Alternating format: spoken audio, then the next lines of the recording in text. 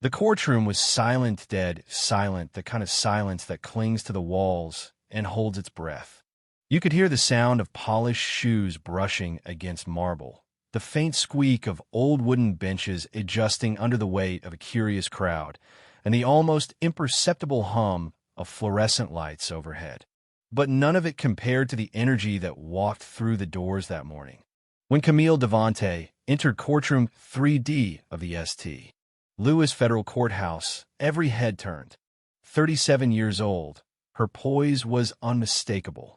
She moved with the certainty of someone who had walked these halls not just in body, but in purpose. Dressed in a flawless navy suit tailored to precision, with a slim leather briefcase in her left hand and her FBI identification clipped neatly to her belt, Camille looked like authority personified. But authority, as it turned out, didn't matter to Officer Rick Danner. Danner, a white officer nearing retirement, had seen decades of faces walk through this building. But when his eyes fell on Camille, something in him snapped shut like a steel trap. He stepped forward, brows tight, jaw clenched. He didn't ask questions. He didn't even offer a perfunctory greeting. That ID, he barked, looks forged. Camille turned to him calmly. I'm with the Bureau. I'm here to testify. Bull, Danner growled. FBI doesn't send people like you in here. You don't belong. Before she could finish another word, he grabbed her wrist, twisted it behind her back, and slammed her against the oak railing just beyond the security checkpoint. Her briefcase dropped to the floor with a heavy thud.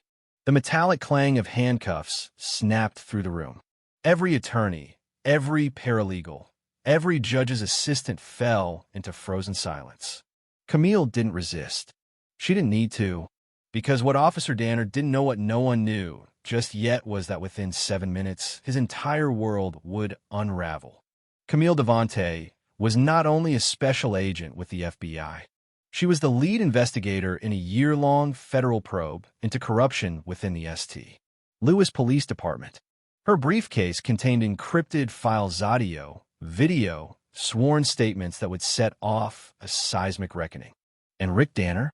He was on the list.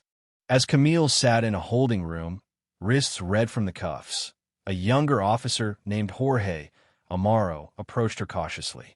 I'm sorry, he murmured, offering her a bottle of water. We didn't know. I didn't know. Camille didn't respond. She didn't need apologies. What she needed was justice. What had just occurred wasn't a slip in procedure. It was the mask slipping from a system she knew too well. Across the building, chaos rippled. Someone had caught the incident on their phone, grainy footage of Danner jerking a black woman in a federal suit by the arm, ignoring her ID and throwing her against the railing. The videos spread within minutes. Journalists flooded the lobby. The judge had no choice but to delay proceedings. But Camille? She returned. Straight-backed and steady, she walked back in a courtroom 3D. The same people who watched her humiliation now saw her power. She took the stand, the handcuff marks still faintly visible. She didn't flinch.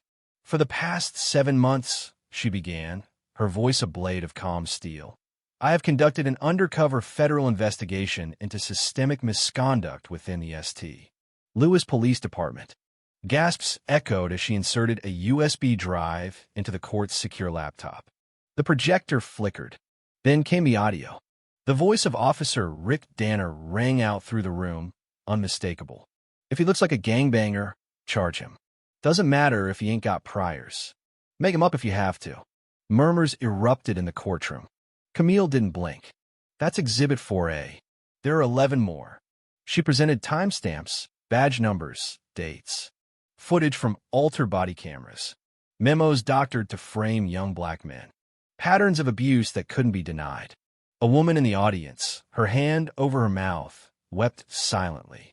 Her son had been one of the statistics arrested without cause, held for days, released without apology. Camille turned toward the judge.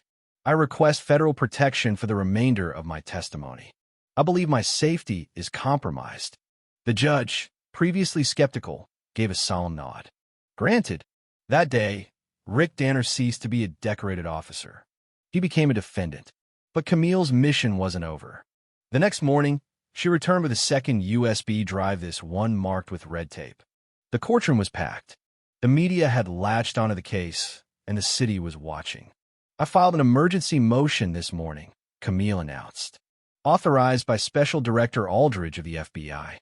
It includes testimony from a confidential whistleblower and documents implicating Officer Rick Danner in a broader conspiracy to obstruct justice and silence witnesses. The judge allowed the video to play. It showed Danner in a dim parking lot, passing a manila envelope to another officer. Inside, falsified statements and cash. Camille turned toward Danner, who now looked pale and clammy. "Is it your voice saying, 'We own this city'?" Danner stood, eyes wild. "This is a lie. She's setting me up."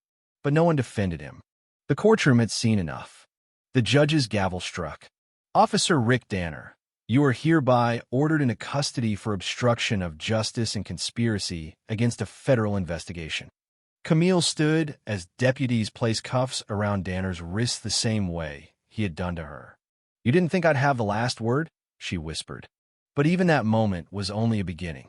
Camille worked alongside civil rights attorney Dana Washington and Officer Jorge Amorno, a witness cooperating with federal agents.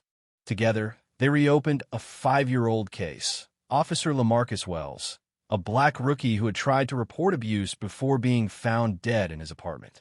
Official cause, suicide. Unofficial, something far darker. The investigation grew. Camille traced a web of corruption not just through St. Louis, but across 3 other jurisdictions. She sat before Senate panels. She rewrote policy manuals. She testified behind closed doors and in front of cameras. Rick Danner was convicted on multiple counts. His badge, once a symbol of untouchable authority, now lay in an evidence locker. He was sentenced to 22 years in federal prison. Camille's work earned her promotion to Assistant Director of Internal Investigations. But honors weren't the goal. Change was. One rainy afternoon in Birmingham, she sat across from her mother, now retired, arthritis stiffening her hands. On the kitchen table sat a photo of her father, smiling beside a much younger Camille. Her mother reached over, voice cracking. "He'd be proud of you, baby." Camille didn't answer. She didn't need to. For the first time in years, she felt the tightness in her chest ease. Not because the fight was over, but because she was still standing. This isn't just Camille Devontae's story. It's a mirror held to a society that still struggles to see past bias.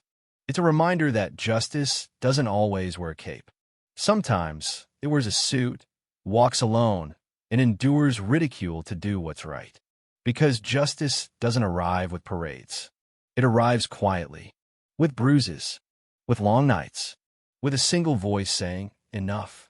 Camille showed us that voice. What will you do with yours?